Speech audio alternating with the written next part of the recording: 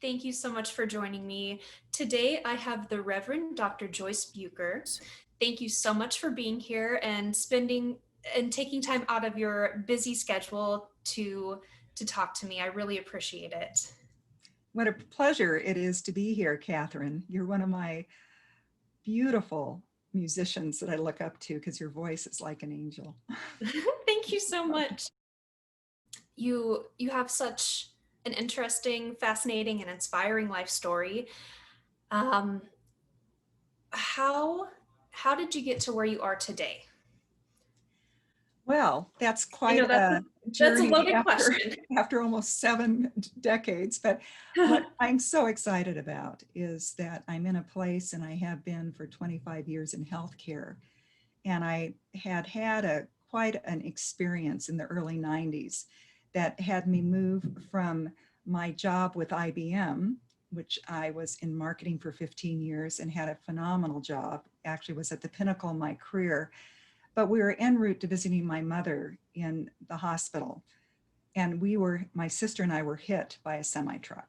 And that got me into a whole realm of a healthcare system that was not very user friendly. I had over 700 doctor's appointments, saw so many specialists because I had broken my jaw in 7 vertebrae. And for 2.5 years or so, I went through a very serious brain concussive injury, but then came out of it. And it turned out to be one of the greatest gifts because it was my call to healthcare ministry. And I moved from being a corporate executive into the field of that I grew up with, because we have 4 generations of harpists in my family.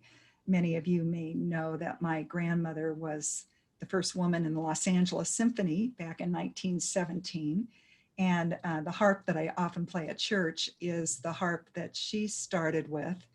And it's a beautiful classic instrument. And I was making the decision in high school whether or not I was going to be going into music or into a corporate world. And my father, who was with General Electric at the time, had encouraged me particularly because materially it was more positive to go into the corporate environment than into music, that I combined the two. But I went in to the corporate world, but I was able to get back then and start using my music as part of my healing process. And it's just been significant, not only for me, but for so many people that we have touched.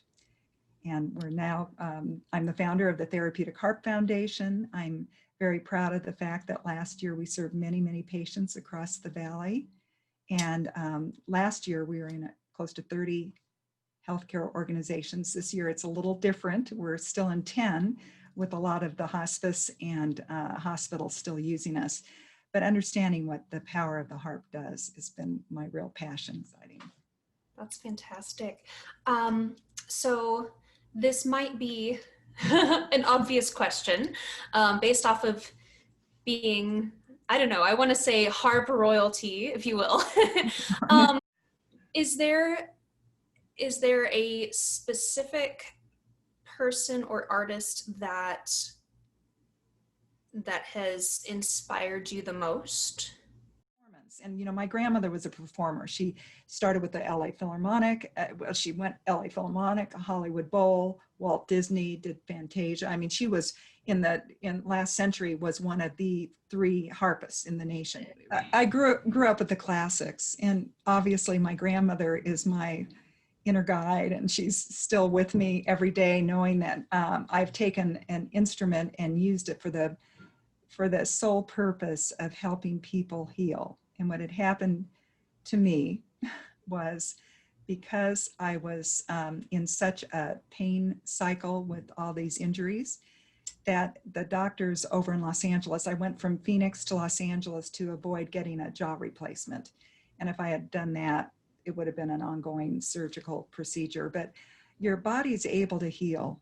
And it was so exciting because my grandmother would say the same thing to me. When you're in that zone and you're able to get into, particularly, I love the classics, but I love Therapeutic, which is more atonal, arrhythmic. We play depending upon what the resonant note is of the various people in the hospital, because we play for anyone anywhere from NICU babies over to people who are end of life, that it's the tone and the frequency. So, you know, Andrea Bollenweider is an incredible harpist, and he can take it from a huge jazz musical instrument, but he also really understands the value of what the harp does from a therapeutic standpoint, and it's the frequency. And what's so nice, after going through all this training, and I then went back and got my doctorate in what happens with the brain and the neuroplasticity of the brain, which is what happens with the brain's ability to lower anxiety, to get centered, to feel a sense of pause. So just think of what our dear COVID patients are going through, or really the doctors and the frontline workers and the nurses that are having to go in COVID patients' rooms. Just think what a 15-minute pause with therapeutic music in the hallway would do for the entire unit. And I've seen it happen with, you know, neonatal intensive care units. I've seen it happen over at the Beatitudes campus when we're playing for Alzheimer's.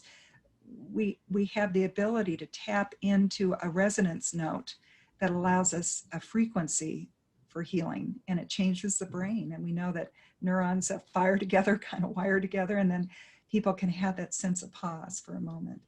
And I think the harpist gets more benefit than the patients. That's why I love doing what I do, because I get to do this all the time. I'm very fortunate to be doing what I'm doing.